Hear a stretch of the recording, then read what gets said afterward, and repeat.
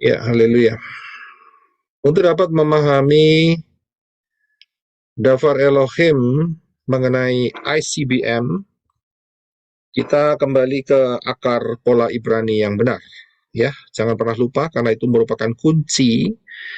Dan dengan kunci yang luar biasa ini yang Bapak Yahweh berikan dalam kehidupan saudara dan saya, kita akan membuka semua rahasia-rahasia Dafar Elohim dengan presisi, dengan jelas, ya, dengan presisi, dengan jelas. Karena akar pola Ibrani yang benar itu adalah kaya raya, di luar sana itu miskin. Ya, saya tetap menggunakan akar pola Ibrani yang benar. Saya mencintainya. Saya bersyukur ini anugerah yang besar dari Bapak Yahweh. Di dalam akar pola Ibrani yang benar ada 22 huruf modern Hebrew, ya. Saya bisa lihat dari Aleph, Bet, Gimel, Dalet, dari kanan ke kiri dan sampai Taf, ya. Dan di dalamnya juga ada yang namanya piktograf. Piktograf itu adalah huruf yang bergambar. Ya, Aleph itu adalah kepala lembu, Bet itu rumah, Gimel itu kaki atau kamel atau apa itu namanya, onta, ya, dan kemudian dan seterusnya.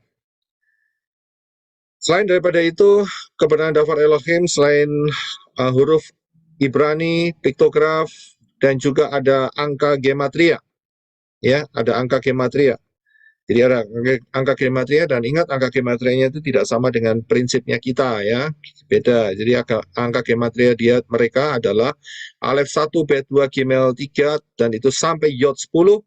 Kemudian bukan 11, tetapi kelipatannya yaitu Kaf 20, Lamed 30, Mem 40, Nun 50, terus sampai ke Kof 19, ya, itu yang ke-19, yaitu angka 100. Kof itu gematrinya 100, bukan 101 setelah itu atau 110, akan tetapi kelipatannya, yaitu Resh 200, Shin 300, dan Taf 400. Ya. Ya, ini yang basic, ya. Masih bisa diteruskan lagi dengan Sofit namanya, ya. Tapi saya berikan yang basic saja. Dan itu merupakan satu paket kesatuan, ya. Jadi yang Bapak ya bisa pakai dengan luar biasa untuk berbicara dengan ajaib, sangat-sangat ajaib. Sehingga kita didewasakan, kita diberikan pemahaman yang dahsyat dan detail, ya, dan luar biasa. Satu paket yang luar biasa yang Bapak ya berikan buat saudara dan saya. Ingat juga, jangan pernah lupa bahwa the grand plan of Dafar Elohim, ya. Jadi gambaran besar daripada Dafar Elohim itu sudah diberikan lengkap, saudara. 66 kitab, ya, dari Tanak dan Brit Kadasa, ya, itu telah diberikan kepada saudara dan saya, dan di sana tercatat, tercantum, berisi semua penjelasan dari saat penciptaan Syamayim sampai Yerusalem yang baru.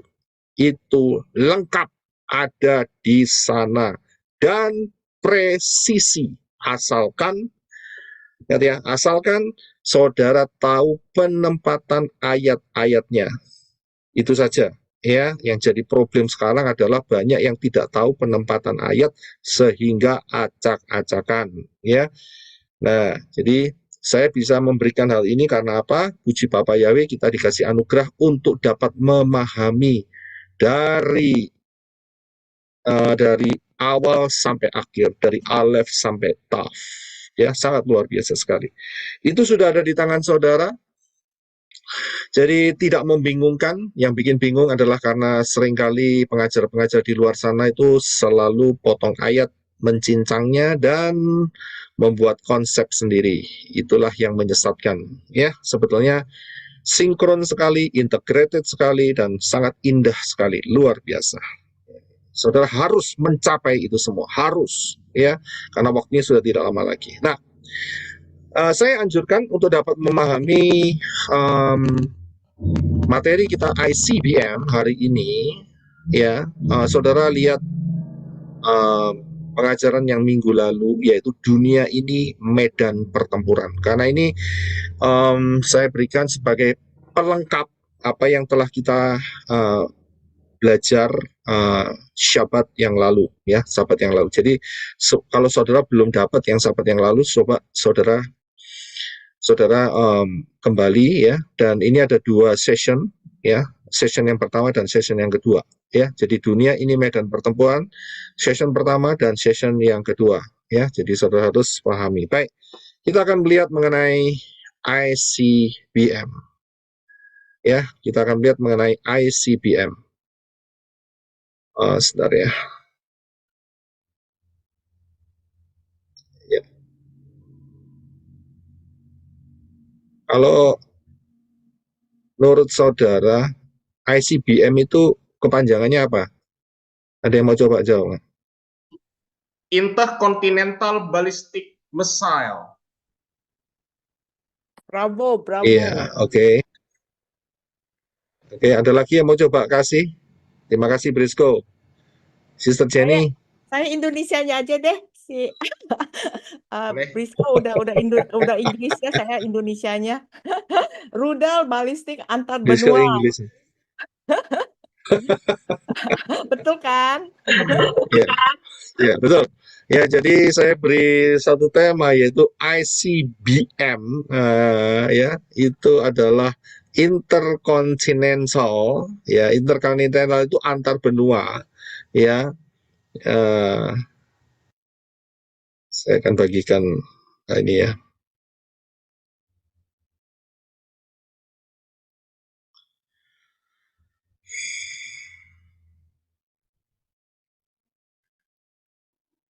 Ya, ICBM itu adalah Intercontinental Ballistic Missile, peluru kendali balistik antar benua. Ya, ini dia. Kalau saudara lihat betapa kompleksnya perangkat yang satu ini. Kelihatannya Indonesia belum punya, saudara, ya. Belum punya. Dan saya nggak tahu akan punya atau tidak, karena waktunya sudah mepet. Kemungkinan besar sih nggak punya, ya, kemungkinan besar. Jadi inilah yang akan kita lihat, yaitu Intercontinental Ballistic Missile, peluru kendali balistik antar benua. Jadi ini kalau kroket yang satu ini dilempar, ya, jadi bisa mengarah dari antar benua. Jadi dari benua mungkin Asia menuju ke benua Australia, atau dari benua Amerika menuju benua Asia, ya, sekali lempar, ya, kroket atau risoles yang satu ini itu bisa mencapai jangkauan antar benua. Nah, kalau kita lihat ICBM itu mempunyai kecepatan yang luar biasa, yaitu, ya, 1 detiknya itu bisa menjangkau antara 6 sampai 7 km. 1 detik, saudara. Ya, 1 ketip mata, 1 detik itu dia sudah lari 6 sampai 7 km, saudara. Ya, karena saudara pakai kilometer, saya pakai satuan kilometer. Nah, kalau kita lihat jarak antara Sabang sampai Merauke, ya, itu kalau ditarik garis lurus, itu jaraknya itu 5.245 km. Nah, kalau ditembakkan dari Sabang ke Merauke atau sebaliknya, maka hanya dibutuhkan waktu sekitar 12,5 sampai 14,5 menit. Sampai, saudara. Bayangin, saudara. Risoles dan kroket yang satu ini luar biasa kecepatannya. Ya, cuman 12,5 menit sampai 14,5 menit, ya, dari Sabang sampai Merauke atau kebalikannya dari Merauke sampai Sabang. Saudara bisa bayangkan saja, ya, kira-kira kecepatannya berapa. Saudara hitung, ya, 10 menit itu berarti sudah lewat setengah. 2,5 menit lagi sudah sampai, saudara. Cepatnya luar biasa. Jadi kalau sampai kroket atau onde-onde, bukan onde-onde, ya, ini risoles yang satu ini dilempar, ya, dari benua Amerika ke benua Asia, ya, itu jaraknya tidak akan mencapai 1 jam, sudah sampai dan sudah diberikan oleh-oleh, begitu, ya. Nah, oleh-olehnya apa? Oleh-olehnya adalah kerusakan, destruction yang maha dahsyat, Karena di dalam ICBM itu kepalanya yang disebut sebagai hulu ledaknya itu biasanya dikasih yang namanya hulu ledak nuklir, ya, dikasih onde-onde di sana, ya. Jadi dibawa onde-ondenya meledak dan memberikan dampak penghancur yang super dahsyat. Ya, hari ini kita tidak bahas soal ini, itu urusannya mereka. Yang kita mau bahas adalah supernatural ICBM. Ini yang kita akan fokus. Karena ini yang akan menjadi bagian di dalam kehidupan kita. Kalau urusan bom, mengebom itu bukan urusan kita. Ya, antar benua, itu urusan mereka. Kita nggak mau tahu dan itu bukan bagian daripada kita. Bagian kita adalah mencapai rapture. Itu bagian saudara dan saya. Karena itu kita akan melihat supernatural ICBM. Ya, apa itu supernatural ICBM?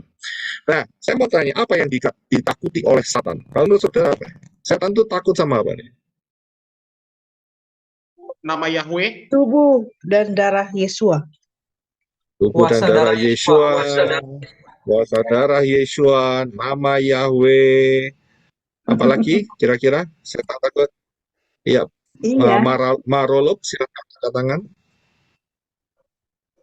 Memberikan masukan. Takut Marolog, lubang tanpa alas, Pak. takut lubang tanpa alas. Oke, saya lihat, terima kasih sister.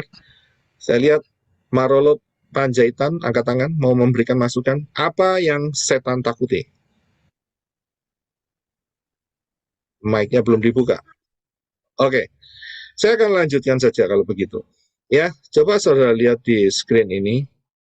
Apa yang ditakuti oleh setan? Ya, di dunia ini banyak elemen yang dipakai dan beberapa yang saya tampilkan seperti ini. Ada orang yang menganggap bahwa setan itu takut dengan sapu lidi. Setan takut dengan salib. Setan juga takut dengan daging babi.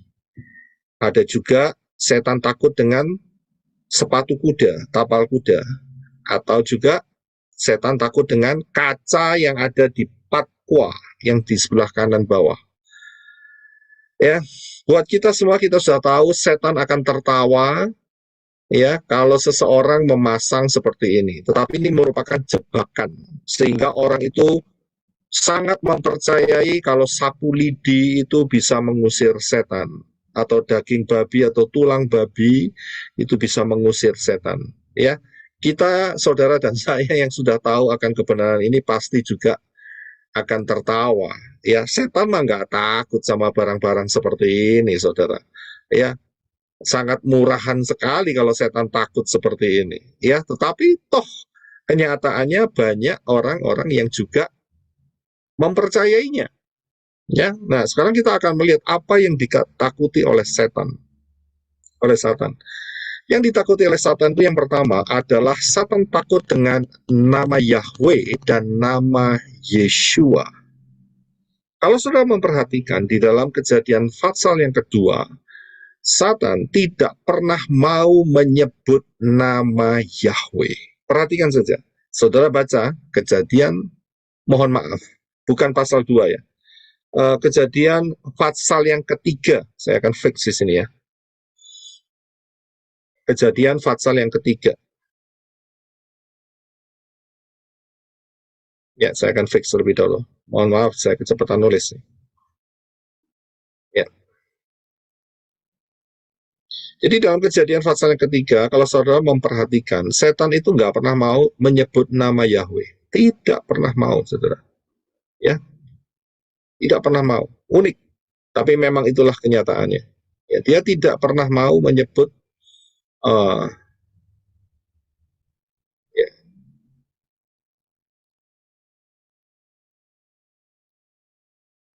tidak pernah menyebut nama Yahweh. Itu di dalam Kejadian pasal yang ketiga.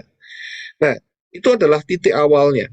Ya, itu titik awal ya daripada setan yang tidak mau menyebut nama Yahweh. Nah, saya mau masukkan kepada saudara terlebih dahulu. Misi utama penulisan kitab suci adalah, saya pernah ungkapkan hal ini, misi utama penulisan kitab suci adalah, siapa yang mau coba untuk menjawab? Mengenalkan nama Yahweh. Mengenalkan nama Yahweh, oke. Keselamatan, Pak. Keselamatan, manusia, Pak. penyelamatan manusia, ya. Mengubah tubuh menjadi tubuh kemuliaan, Pak. Mengubah tubuh dari tubuh kemuliaan, ya. Iya. Kita akan lihat ya. Terima kasih untuk semua masukannya. Ya, kita akan melihat misi utama penulisan kitab suci, Tanak dan Brit Yadasa. Misi utamanya itu ada di mana? Misi utamanya ada di sini, saudara, yaitu penyelamatan manusia yang jatuh dalam dosa. Saudara harus paham betul akan hal ini. Ini adalah fondasi dasar penulisan kitab suci. Tanak dan Brit Yadasa adalah proses penyelamatan manusia, saudara dan saya, yang jatuh dalam dosa. Ya, ini adalah misi utamanya, itu ada di sana. Nah, dari misi utama ini maka kita akan melihat ya bahwa kunci penyelamatan manusia itu ada di dalam kata Yahweh. Ya, misi penyelamatan manusia itu ada di dalam kata Yahweh. Nah, pertanyaannya adalah mengapa ya misi penyelamatan kuncinya ada di kata Yahweh? Siapa yang mau kasih masukan, angkat tangan aja, jadi nggak bentrokan, kasihan yang di YouTube. Nama Yahweh itu nama yang penuh kuasa, sanggup menyelamatkan. Nama Yahweh sanggup menyelamatkan. Terima kasih Brisco. Ada lagi yang mau coba untuk menjawab? Pak Budiman. Nama Yahweh adalah nama keselamatan, Pak. Adalah nama keselamatan, oke. Terima kasih. Kita tampung semua. Apa yang menjadi kunci di dalam Yahweh? Nama Yahweh. Ya, Sister Welda. Yod Sin Waw Ayin yang angka gematrianya adalah 8, yaitu hidup yang kekal, Pak. Yahweh dan Yeshua, angka gematria akhirnya adalah 8, yaitu hidup yang kekal. Yang lain tolong di mute dulu ya. Tolong yang lain di mute dulu. Nanti kalau saya panggil baru saudara open mic. Ya, jadi tidak mengganggu. Ya, tolong silakan Sister Welda. Di dalam kata Yahweh Yeshua itu, Pak, Yod He Waw He dan Yod Sin Waw Ayin, angka gematria akhirnya adalah 8, yang artinya adalah hidup yang kekal.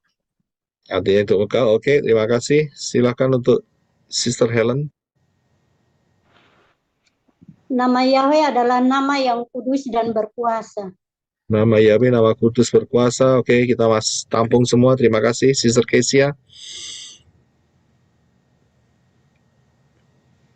Di dalam nama Yahweh itu ada diberitahukan dari awal ya, lihat tangan, lihat paku, yaitu penyalipan, keselamatan.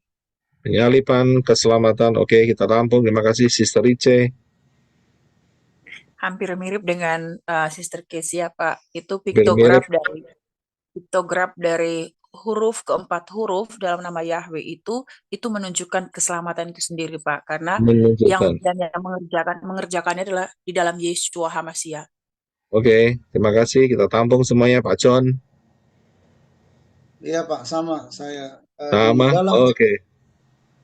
Ya, terima kasih, Brother Boas. Pencipta alam semesta, Pak. Pencipta alam semesta. Terima kasih, Pak Budiman. Udah tadi, Pak, cuman kepencet aja. Oke, ya, terima kasih. Baik. Ya, mengapa kunci penyelamatan manusia ada di dalam kata Yahweh? Ya, mengapa? Terima kasih untuk semua masukannya, ya, sehingga paling tidak saudara juga bisa diasah kembali di dalam alam bawah sadar dan pikiran saudara dengan kata Yahweh. Nah, kata Yahweh ini mempunyai makna lihat tangan, lihat paku. Ya, kalau saudara yang mungkin hari ini kok bisa seperti itu, ya saudara lihat aja di bagian atas tadi saya ada huruf Ibrani dan piktografnya. Ya, saudara lihat Yod He Waw He itu adalah lihat tangan, lihat paku. Ya, Jadi langsung saja maknanya itu sudah sangat jelas. Jadi kalau lihat tangan, lihat paku, ini bukan ngomong soal supranatural, ini ngomong natural. Sudah bisa lihat? Dan kita juga melihat angka gematria dari Yahweh itu adalah 26. Jika 2 ditambah 6, yang totalnya adalah 8, angka 8 adalah angka kehidupan baru atau hidup yang dipagari, ya. Jadi inilah mengapa nama Yahweh, kata Yahweh adalah kunci penyelamatan manusia. Nah, kalau kita lihat di dalam saat kematian Yeshua, di sana ada prasasti yang di atas yang menjelaskan mengapa manusia ini digantung.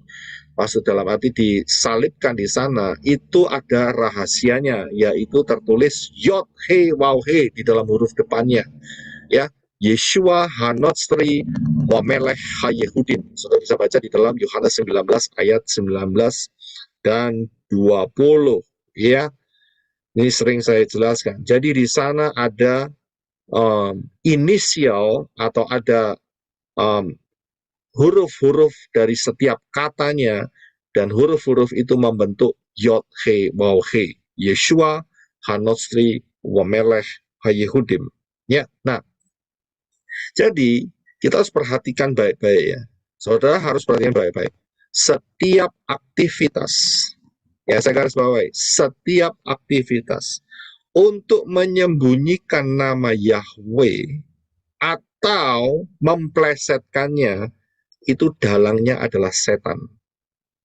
Ya, jadi setiap aktivitas menyembunyikan nama Yahweh atau mengubahnya, dalangnya pasti setan. Karena sudah sangat-sangat jelas. Nah, ya. Nah, kita akan lihat, ya. Kita akan lihat satu hal. Kalau kita lihat di dalam huruf Ibrani, itu dulunya itu tidak ada yang namanya nikut. Ya, jadi nikut itu apa? Nikut itu adalah cara baca dengan menggunakan titik atau garis. Ya. Nah, yang mereka tulis itu hanya polos, Yod He Waw He, begitu. Bacanya dari kanan, ya. Yod He Waw He.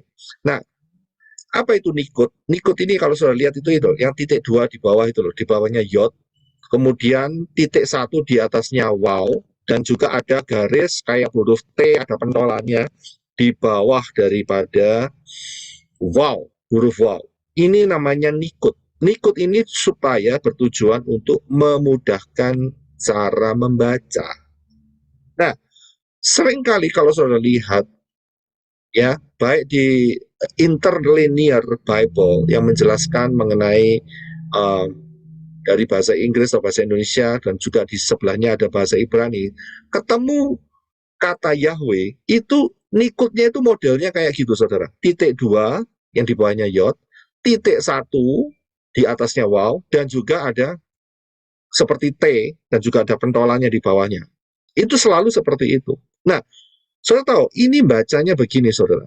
Kalau kita lihat titik 2, ya, saudara lihat yang garis panah yang di tengah, ya, titik 2 atas bawah, itu bacanya adalah ya, vowel dan kemudian titik 1 di atas itu kalau saya perhatikan di nikut itu ada di bagian panah yang bawah, panah merah bawah, titik atas itu dan kemudian kalau bentuknya seperti T seperti itu kamats, ya, itu pengucapannya adalah Jadi kalau tulisannya Yod He Waw He dengan dikasih nikut model seperti itu bacanya adalah Yehovah. Gak paham, ya? Yehovah. Nah, perhatikan, apakah ada penyebutan haleluya? Ada nggak? Sebetulnya kalau dikasih nikut seperti itu, bacanya bukan haleluya, tapi harusnya haleluya, ya kan? Nah, di sini kita bisa melihat nikut-nikut itu dipasang untuk menggeser penyebutan nama Yahweh yang sesungguhnya. Tadi kita sudah sepakat di atas. Setiap penggeseran terhadap nama Yahweh, setiap tindakan penyembunyian terhadap nama Yahweh, dalangi Satan. Jelas ya? Jadi, Pak Roy, itu dimulai kapan? Nikut itu soal dimulai dimulai kapan? kapannya itu memang saya tidak mempelajari kapan, tapi memang sudah lama, ya sudah lama sekali. Nikut itu bisa dicek aja di website. Kapan nikut itu sudah lama sekali dimulainya. Inilah yang mereka lakukan untuk menggeser supaya manusia tidak menyebut nama Yahweh. Ya, dan mereka dengan menggunakan nikut itu ternyata mereka belajar, ternyata bacanya Yehova. Keliru. Setuju, Pak, setuju. Dalangi sapa? Setan dalangi. Jadi nggak ada, ya, nggak ada haleluya itu nggak ada. Itu kan bacanya harus yeh itu, ya kan? Nggak ada haleluya, yang ada adalah haleluya. Kenapa? Karena Yahweh, begitu loh, ya. Jadi paham akan hal ini ya. Jadi jangan ditipu lagi dengan Yehova, Yahoba, Yahopa atau apapun ya. Yahuwa, wes gak karu-karuan. Itu penyimpangan, dan ingat ya, kalau mau disimpangkan berarti mau menurut aturannya setan. Aturannya Satan ya. Kita tidak mau mengikuti aturannya Satan, karena itu pengucapan yang benar adalah Yahweh. Ya, sangat-sangat sekali. Nah, bagaimana dengan Yeshua? Ya, Yeshua, kita lihat Yod Shin Waw Ayin dari sebelah kanan sampai kiri. Ya, itu mempunyai makna lihat, mata yang melihat, tangan yang dihancurkan paku. Angka gematrianya adalah 386, dan kalau itu dipecah menjadi penjumlahan 3 tambah 8 tambah 6, 17, 1 ditambah 7, akhirnya 8. Ya, dan 8 kita kembali lagi, yaitu angka kehidupan atau kehidupan yang dipagari. Jadi dari sinilah kita bisa melihat sinkronnya nama Yahweh dan nama Yeshua. Ya, sinkron. Karena apa? Pembuktiannya bagaimana? Mudah, nggak susah, yaitu dengan menggunakan angka gematria. Sudah sinkron. Kalau nggak sinkron, berarti ada yang salah. Begitu. Kalau sudah ada salah, berarti kita harus kembali dalangi setan. Begitu loh, ya. Jadi kita sudah tahu, ya. Jadi inilah cara yang Bapak Yahweh tetapkan supaya kita paham, ya, benar apa enggak nama Yahweh, benar atau tidak nama Yeshua. Ini cara mengujinya seperti itu, ya. Nah, jadi kalau sekali lagi saya pertegas, setiap aktivitas yang menyembunyikan atau memplesetkan atau mengubah atau menggeser nama Yahweh dan nama Yeshua, dalangi Satan. Sudah jelas. Saudara mau ikut penggeseran itu, berarti saudara ikut polanya Satan. Sangat jelas. Ya. Jadi bukan Yahshua. Itu pola Satan. Ya. Yahoshua. Ya, tidak, yang benar adalah Yeshua. Ya. Jadi sangat-sangat jelas sekali. Ya. Jangan ditipu dengan polanya Satan. Ingat, ya, kita ini lagi mau masuk Syamayim, pemilik Yahweh dan Yeshua. Saudara dibaptis di dalam nama Yahshua, meleset saudara. Ya, jangan bangga, hati-hati. Saudara dibaptis dalam nama Yehova, ya, wah, sudah nggak akan masuk dalam pintu. Ya, kejedok tembok, akhirnya jatuh masuk lubang tanpa lubang yang penuh api, yaitu lautan api. Ya, jadi pastikan ini. Nah, kalau sudah lihat apa yang ditakuti setan, ini yang pertama, ya. Kita harus bisa melihat dari apa yang saya jelaskan ini, yaitu mengenai nama Yahweh dan nama Yeshua. Nama Yahweh adalah lihat tangan, lihat paku.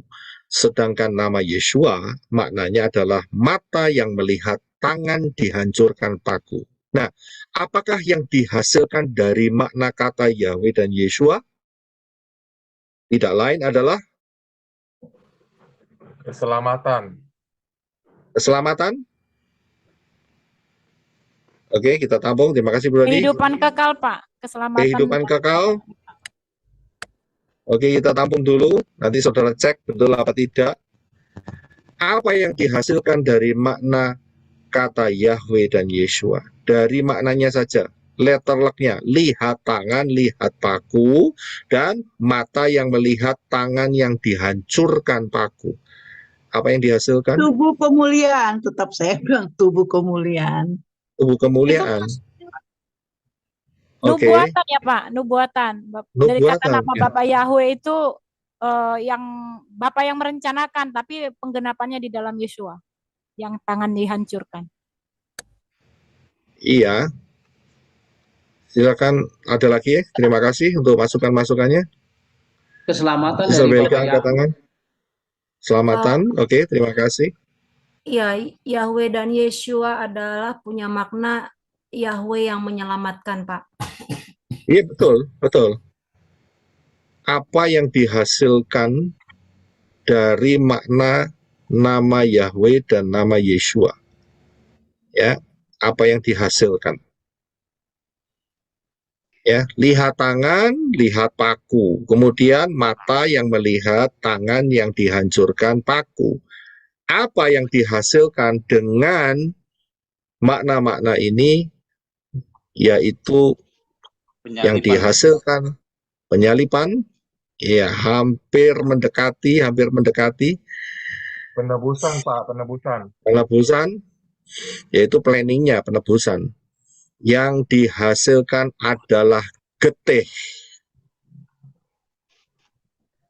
Siapa yang tahu? Darah, Pak. Nah, Yang menghasilkan penumpahan darah. iya, terima kasih. Jadi saudara yang paham, saudara akan ngerti getih. Ya, getih. Apa itu getih? Ya, Darah. Iya, yang dihasilkan dari lihat tangan, lihat paku, dan kemudian melihat tangan yang dihancurkan paku, yang keluar adalah darah. Darah. Betul kan? Simpel jawabannya, saudara. Darah. Iya kan? Yang dihasilkan dari lihat tangan, lihat paku, dan melihat tangan yang dihancurkan paku, itu darah yang keluar. Nah, kita tahu darah Yeshua itu kromosomnya 24. Ya, kromosomnya 24. Satu dari Bapak Yahweh, 23 dari Miriam. Jadi 24. Serupa dengan manusia. Kromosom saudara dan saya 46. 23 dari bapak, 23 dari ibu, jadi 146. Tapi kromosom Yeshua 24, dan sampai detik ini sudah ditemukan darah Yeshua itu hidup. Ya, ingat, ini prinsip dasar yang ditakuti setan. Mengapa? Nanti saya jelaskan. Darah ini yang ditakuti oleh setan. Kita lihat, ya. Saya hubungkan dengan apa yang ditakuti oleh setan nomor 2, yaitu di dalam Roma 10 ayat 8. Silakan Brother Enoch untuk baca. Terima kasih. Tetapi, apakah yang dikatakannya? Firman itu berada di dekatmu, di dalam mulutmu, dan di dalam hatimu. Inilah firman iman yang kami beritakan. Ya, terima kasih. Nah, kalau darah Yeshua yang kromosomnya 24 dan sampai detik ini dan sampai kapanpun akan tetap hidup, ya, setan, ya, itu masih punya kesempatan untuk berani. Nah, masih berani. Ya, mengapa berani? Karena tidak ada yang mengaktifkannya. Saya paham sampai di sini. Setan baru takut kalau sampai yang namanya manusia, ya, saudara dan saya, manusia-manusia Elohim, itu yang betul, ya. Kalau manusia-manusia Elohim ini mengaktifkannya, itu setan pasti takutnya luar biasa. Setan memang takut dengan darah Yesua, tapi kalau tidak ada yang mengaktifkan, ya sudah, diam saja di situ. Tetapi kalau sampai ada yang mengaktifkannya, wah, ini masalah besar. Masalah besar buat setan. Saya bisa lihat di sini. Nah, siapa yang bisa mengaktifkannya? Tidak lain dikatakan di dalam Roma 10 ayat 8. Firman itu berada di dekatmu. Seberapa dekat? Di dalam mulutmu dan di dalam hatimu. Saya bisa lihat. Jadi kebenaran daftar Elohim ini harus ada di mulut saudara, di hati saudara. Dan bukan cuma disimpan, saudara cuma ningkem, saudara tahu ningkem ya? Ya, tidak ngomong apa-apa, tutup mulut, ya. Tidak, tetapi inilah firman iman yang kami beritakan. Jadi harus diberitakan, harus dinyatakan, harus diucapkan. Nah, ayat ini bergandengan dengan Wahyu 12 ayat yang ke-11. Silakan, Brother Reno. Mereka telah mengalahkannya oleh darah anak domba dan oleh perkataan kesaksian mereka. Dan mereka tidak menyayangi jiwa mereka bahkan sampai mati. Ya, terima kasih. Soal perhatikan ayat ini. Kalau saya lihat di ayat yang sebelumnya, ayat yang ke-10, dikatakan setan itu jatuh. Ya, dikalahkan. Dikalahkan oleh apa? Oleh darah. Jadi bendanya harus ada. Ya, benda untuk mengalahkan setan itu harus ada, dan sudah ada, yaitu darah Yesua. Kan sudah saya buktikan, darah Yesua kromosomnya 24, dan sampai detik ini hidup, berarti ada bendanya. Bukannya nggak ada bendanya. Tapi kalau tidak ada yang mengaktifkannya, ya benda itu tetap tinggal benda. Ya, karena itu ayat ini mengatakan mengalahkan setan oleh darah anak domba dan perkataan. Jadi harus diaktifkan, dipakai secara aktif untuk melawan setan. Saudara bisa paham di sini. Ya. Dua hal ini sehingga inilah yang ditakuti oleh setan, yaitu darah domba dan kesaksian. Bisa paham? Nah, sekarang kita masuk yang lebih spesifik. Saudara tahu ini barang apa ini? Siapa yang tahu?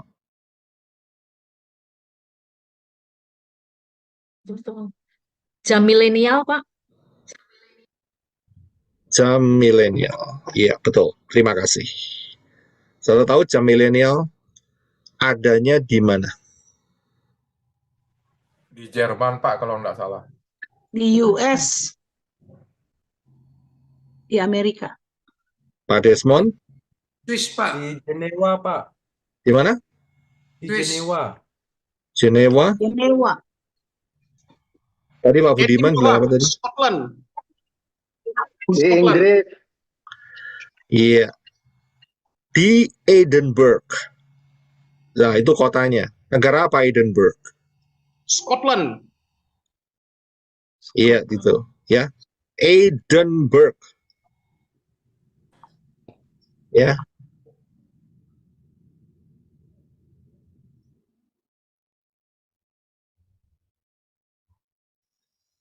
Skotlandia. Edinburgh. Ya. Ini adalah jam milenial. Saudara tahu maknanya apa? Siapa yang tahu? Kutuk, Pak. Iya, kutuk. Jumlah kutuknya ada berapa? 12 bulan. 12 bulan. Pak. 12 kutuk dan setiap bulan diwakili oleh satu kutuk. Saudara bisa lihat, pertanyaannya adalah kutuk ini aktif tidak? Aktif. Aktif, Pak. Aktif. Saya bisa lihat saudara diam-diam, kutuk ini jalan, saudara. Saudara nggak ngelakuin, manusia tidak melakukan aktivitas apa-apa, kutuk ini tetap jalan. Dan tiap bulan itu sudah dikasih kutuk sendiri-sendiri. Bulan Januari, Februari, Maret, April, Mei, sampai Desember. Ya, dan ini merupakan medianya. Ini medianya. Jadi ini adalah elemen yang dipakai oleh setan untuk menyalurkan kutuk. Saya bisa lihat, dan orang yang membuatnya itu saat bikin, ya, itu mereka ada yang kerasukan. Ini ada di Edinburgh, Millennial Clock. Jadi manusia diam-diam saja itu diserang kutuk, saudara. Nah, pertanyaannya, mau enggak kita dikutuk? Betul kan? Ora. Ya, tidak mau, ya kan? Nah, kita mau hidup sampai rapture berkemenangan. Kita tidak mau menerima kutuk. Mereka aktif berarti mereka punya agenda. Karena itu kenapa kita diperlengkapi oleh selengkap senjata Elohim. Saya bisa lihat, untuk melawan roh-roh jahat di udara. Saya bisa lihat, ini kutuk aktif. Berarti kita harus lebih aktif. Saya bisa lihat, kita harus lebih aktif loh. Lah kalau nggak aktif lah, terobos ceritanya begitu. Ya kan, make sense aja. Ya kalau kita nggak aktif ya, dianya aktif, ya babak belur ceritanya. Karena itu kita harus aktif. Masalahnya, mau nggak kita mengaktifkannya apa yang Bapak Yahweh berikan dalam kehidupan kita? Itu dia. Saya bisa lihat, ini kutuk, ini aktif loh. Kita nggak bisa sepelein hal ini. Ya, caranya ngelawan bagaimana? Ya kita sudah dikasih selengkap senjata Elohim. Kita sudah dikasih senjata yang luar biasa oleh Bapak Yahweh. Ya. Nah, perhatikan ayat di dalam Kejadian 3 ayat 17. Saat manusia berdosa, yang dikutuk itu bukan manusia, tapi tanah. Coba dibaca, Brother Enoch, terima kasih. Dia berfirman kepada Adam, karena engkau telah mendengarkan apa yang dikatakan istrimu, dan telah memakan buah dari pohon yang telah aku perintahkan kepadamu dengan berkata, jangan kau makan daripadanya. Maka terkutuklah tanah karena engkau. Dengan bersusah payah engkau akan mencafkah dari tanah itu seumur hidupmu. Iya, terima kasih. Saya bisa lihat, saat Adam dan Hawa berdosa, maka yang dikutuk itu bukan manusia. Kalau manusia dikutuk, bubar ceritanya. Sudah tidak akan ada caranya keselamatan. Tidak ada sama sekali. Tapi Bapak Yahweh mengutuk tanah. Nah, kalau kita lihat manusia dibentuk dari apa? Dari tanah. Betul? Nah, ini yang harus kita waspadai. Ada hubungannya. Kenapa? Karena kita, saudara dan saya, Adam dan Hawa, seluruh peradaban manusia dibentuk dari tanah. Dan tanah itu dikutuki oleh Yahweh itu sendiri. Ada elemen-elemen karena apa? Karena pilihan Adam dan Hawa yang melanggar titah Bapa Yahweh. Ingat, dikatakan terkutuklah tanah karena engkau. Terkutuklah tanah karena Adam. Karena Adam, maka tanah terkutuk. Coba Adam tidak melakukan hal itu, berarti tanahnya tidak terkutuk. Saudara bisa lihat di sini hubungannya.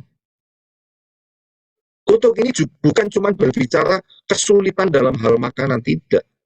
Tetapi apa saja yang dihasilkan oleh tanah, itu ada kutuk di dalamnya. Saudara bisa paham di sini. Saudara makan dari hasil tanah, beras, singkong, ya, tumbuh-tumbuhan, buah-buahan, itu dari tanah. Dan ada unsur kutuk. Oh enggak Pak, saya makan daging Pak. Saya makan daging sapi, daging ayam. Iya, tapi mereka makan dari mana juga? Saya bisa lihat.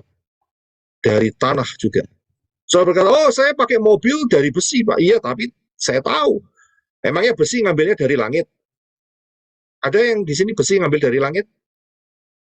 Ya enggak ada. Besi ngambil dari mana? Biji besi. Besi-besi dari mana? Dari tanah. Jadi ada unsur kutuk itu semua. Saudara bisa lihat. Dan ini penting sekali. Mengapa? Karena mengefek di dalam kehidupan manusia. Nah, apakah Bapak Yahweh memberikan solusi? Jawabannya jelas. Solusi diberikan. Luar biasa solusinya. Ya. Kalau saudara memperhatikan, solusi yang diberikan Bapak Yahweh itu dahsyat. Nah, sebelum masuk di solusi, maka tugas saudara adalah menghancurkan semua perjanjian-perjanjian dengan setan. Termasuk kutuk-kutuknya, itu harus dihancurkan. Harus dihancurkan.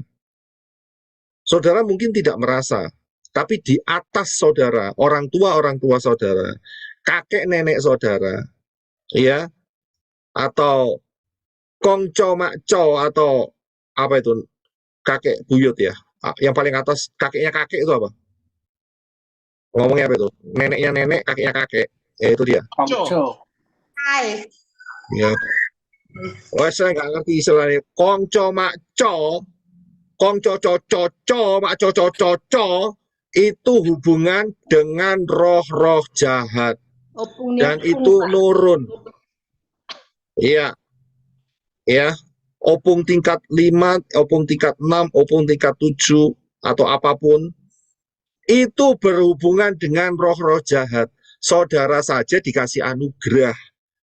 Kita dikasih anugerah percaya Bapak Yahweh dalam Yeshua. Tapi ingat, kutuk itu oleh-oleh dari nenek moyang. Nah, itu jangan diterima. Itu harus dipatahkan. Harus dipatahkan. Karena itu setiap siapa yang minta baptisan, saya kasih tahu, ini persyaratannya, jawab, pernah berhubungan dengan setan-setan melalui dukun, tukang ramal, tukang guamia, atau apapun juga, pernah media-media, ya pakai kartu, entah pakai jahe langkung, atau apapun, ya atau tidak, jawab. Itu hubungan-hubungan. Oh, nggak pernah, Pak, tapi pernah dikasih oleh-oleh sama tetangga, katanya air kudus, ya air suci, ya, tapi sebetulnya air sumur biasa yang dimantrai. Pernah saya minum, yo podo wae ceritanya, sami mawon, sama saja. Saudara buka celah, saudara lihat horoscope, saudara buka celah. Saudara percaya show, saudara buka celah. Saudara bisa lihat, saudara percaya, enggak tahu ada Jawa itu apa? Peton ya kalau nggak salah ya, saya nggak ngerti. Betul Ya. tuh, betul. Itu juga ada unsur-unsurnya. Bayangin saudara, setan itu ganas loh. Setiap lapisan masyarakat, etnis, apapun mereka masukin semua. Gila itu. Cara kerjanya. Itu nyebar kutuk saudara. Belum lagi ditambahin kutuk yang dari Edinburgh tadi itu. Ya. Itu kutuk Edan itu, Edinburgh gitu memang. Iya kan? Orang di apa itu namanya dioleh-olehi setiap bulan ya dikasih kutuk tanpa orang itu tahu. Mengerikan kan? Itu memang cara kerja setan untuk dikasih kutuk, dikasih kutuk, dikasih kutuk. Ya kita nggak mau anak-anak Bapak Yahweh, manusia-manusia Elohim. Kita harus aktif. Saudara bisa lihat. Nah, kutuk-kutuk itu bukan cuman hanya dari perjanjian-perjanjian dengan setan. Tapi kutuk-kutuk itu bisa masuk dari kedagingan. Dari kedagingan, dari celah kedagingan, itu masuk, saudara. Masuk, ya. Karena itu kita harus bergantung sepenuh dengan ruah Yahweh Elohim. Saya katakan, Ya, saya katakan sama yang teman-teman yang minta baptisan, kalau sampai Ruach Yahweh Elohim menuntun saudara untuk mengingatkan ada kutuk yang spesifik, saudara putuskan saat itu. Karena itu saya anjurkan,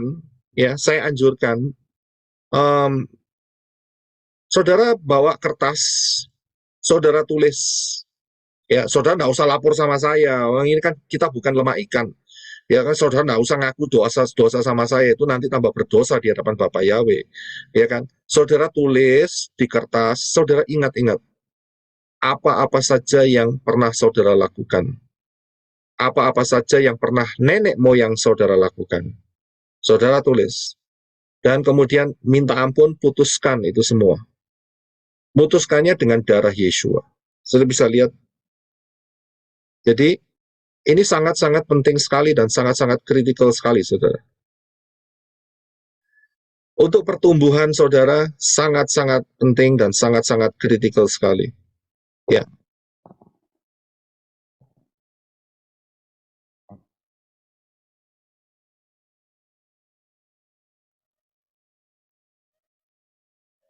Ya, ingat, kutuk-kutuk bukan hanya dari perjanjian-perjanjian dengan setan.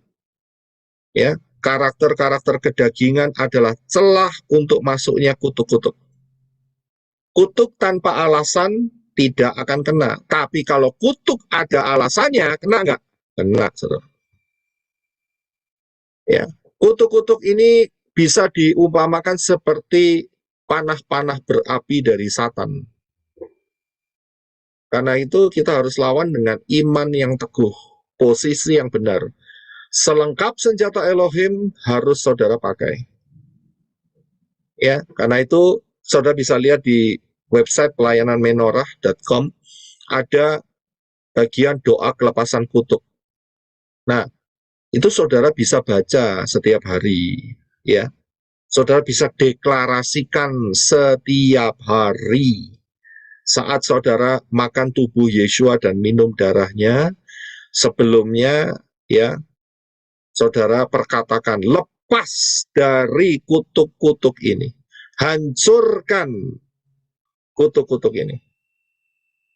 Ya, kutuk pemberontakan, kutuk kesombongan, kutuk iri hati, kutuk benci, ya, pemalas, tidak bisa mengampuni, perjinahan, LGBTQ, ya, mantra-mantra, roh Biliam, Isabel, Kuepang, ya, roh pelit, ya, kikir, mamon, ya, pendusta, penfitnah, ya, kekerasan hati, patahin semua, saudara.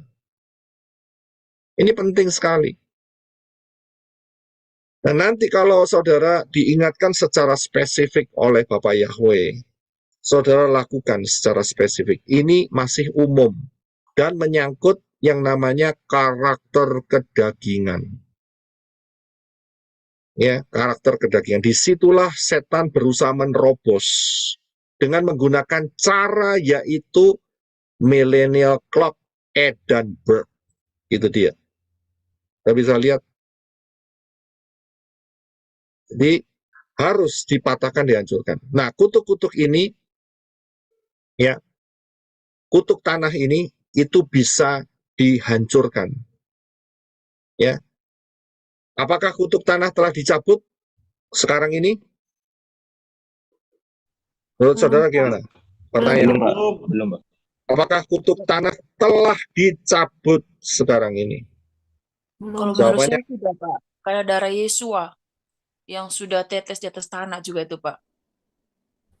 iya, oke, terima kasih. Terima kasih untuk inputnya, Sister Ice yang paling benar.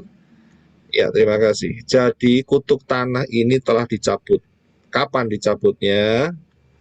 Yaitu saat darah Yeshua menetes di tanah.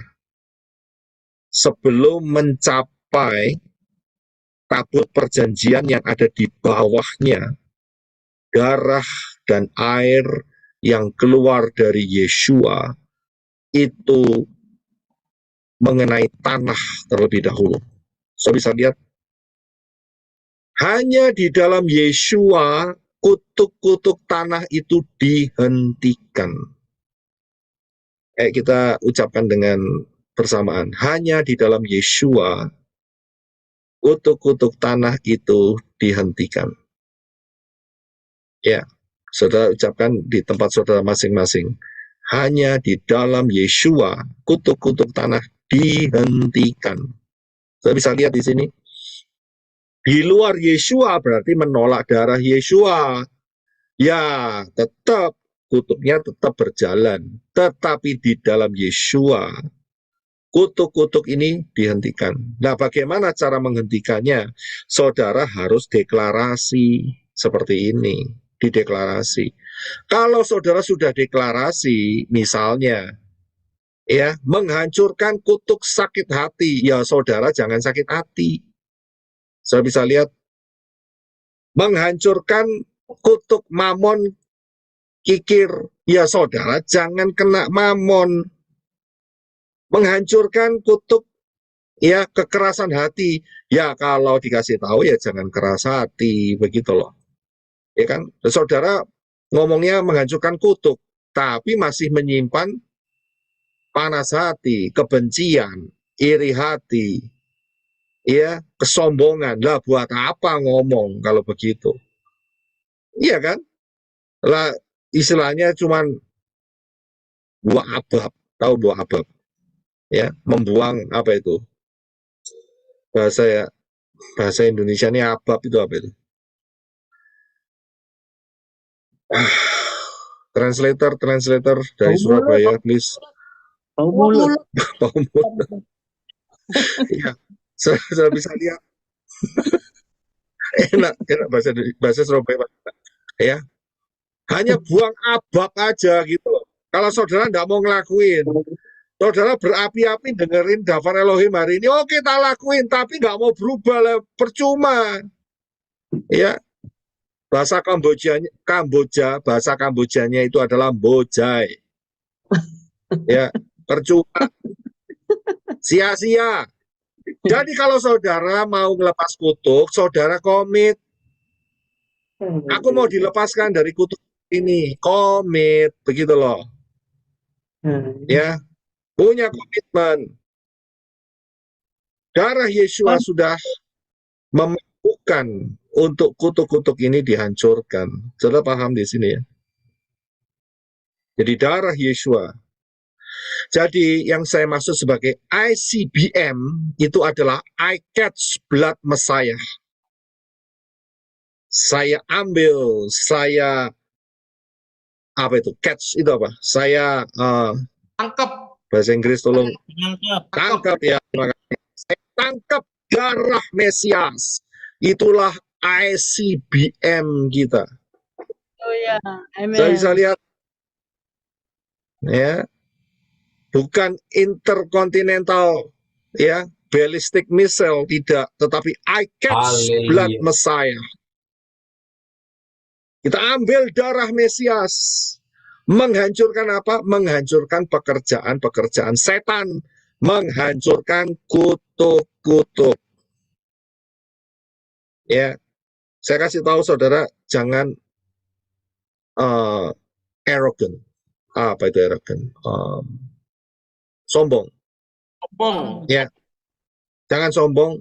Wah, saya sudah dalam Yeshua. Ya kan? Ingat loh, peperangan kita ini terus akan berlangsung sampai rapture. Selesai rapture, selesai saudara. Nggak ada peperangan lagi. Kita disyamayim pakai tubuh kemuliaan. Selesai ceritanya. Tapi selama belum di rapture, ini yang harus kita perhatikan. Perhatikan, aku punya yang namanya ICBM. I catch blood Messiah. Saya bisa lihat ini powerful sekali. Nah, karena itu sekali lagi saya katakan, pengakuan secara spesifik itu penting. Ya, penting. Karena apa? Ada energi pengakuan kepada Bapa Yahweh dari hati yang paling dalam. Penting sekali. Ya. Kalau saya menuntun walaupun di dalam baptisan pembaharuan atau baptisan peneguhan, itu saya masih secara semi spesifik. Ya, semi. Karena apa? Nggak detail saudara kedukunnya namanya siapa, di daerah mana, yaitu spesifik. Saudara lakukan spesifik. Kenapa kalau saudara lakukan spesifik, maka saudara akan betul-betul minta ampun sama Bapak Yahweh atas apa yang pernah dilakukan. Ya, paham di sini ya. Jadi pentingnya energi pengakuan secara spesifik. Kalau diingatkan sama Ruah Yahweh Elohim bagaimana? Lakukan lagi, apa susahnya? Kan untuk kepentingan kita, untuk kepentingan saudara dan saya. Lakukan saja. Karena Ruah Yahweh Elohim yang tahu sampai kedalaman isi hati saudara. Betul kan? Tetangga saudara kan nggak tahu. Orang tua saudara nggak tahu. Orang dekat saudara ya belum tentu tahu. Tapi Ruah Yahweh Elohim tahu persis sudah beres atau belum. Saya bisa lihat sudah beres atau belum. Karena itu saudara diingatkan. Nah, saat saudara diingatkan, jangan keras hati, gitu loh. Karena saudara sudah komitmen untuk melepaskan kutuk-kutuk, yaitu kutuk-kutuk kekerasan hati, kebodohan. Ya, mungkin dari antara saudara ada berpikir, kenapa kok tiap kali melakukan ini gagal, melakukan itu gagal? Sangat besar kemungkinan ada kutuk. Ada kutuk yang saudara tidak mendeteksi, tapi Ruah Yahweh Elohim mendeteksi. Nah, ini fungsinya supaya kita berjalan sampai Syamayim itu berbuah banyak, dibersihkan. Ingat, Yesua pernah bilang, anggur, ya, cabang-cabang anggur supaya berbuah banyak, maka dia bersihkan. Betul kan? Nah, mau dibersihkan apa enggak? Begitu aja. Pembersihan itu maksudnya diingatkan gitu. Kamu ingat, ini dulu ada sesuatu yang belum kamu bereskan nih. Bereskan sekarang. Ya saudara taat, ya aku bereskan. Dibereskan. Ya, sehingga hidup saudara itu jalannya baik begitu, pertumbuhannya baik. Ya, enggak terhambat karena celah-celah itu ditutup. Ya. Sampai di sini paham. Nah, kemudian saudara juga punya senjata ICBM yang betul-betul ICBM, ya, yaitu telah tertulis, ada tertulis. Ini merupakan senjata pamungkas. Saya sudah ajarkan minggu lalu. Dengan menggunakan tepat dan benar. Ada tertulis, karena itu isi hidup saudara dengan dafar Elohim dengan baik dan benar. Karena di luar sana ngisi tapi tidak benar. Itu dia masalahnya. Ya, jadi saudara harus perhatikan, harus dengan tepat, harus dengan benar, dan ini merupakan menjadi senjata pamungkas. Ya, setan tidak akan berkutik. Tapi ingat, terus harus berjaga-jaga. Saudara juga harus hati-hati dengan 2 Korintus 11 ayat 14. Silakan Brother Enoch untuk baca. Tidak perlu heran, karena Satan pun menyamar sebagai malaikat terang. Iya, saudara harus waspada dengan yang satu ini. Ini level, ya, nggak main-main, saudara. Bukan berarti saya nakut-nakuti, tidak. Saya akan berikan pembuktiannya. Kalau seseorang arogan, di level tertentu, dia akan dijegal setan. Jadi jangan sampai arogan. Ya. Ingat, minggu lalu saya sudah ajarkan kepada saudara bahwa setan itu ada levelnya. Level rendah, level menengah, dan level atas. Ya. Nah, kalau di dalam level rendah dia terkalahkan, ya, maka dia akan naik ke level yang lebih tinggi. Ya, apakah bisa bertahan? Nah, ini dia. Ya, apakah bisa bertahan? Mungkin Ibu ada Safafang punya kesaksian masalah ini.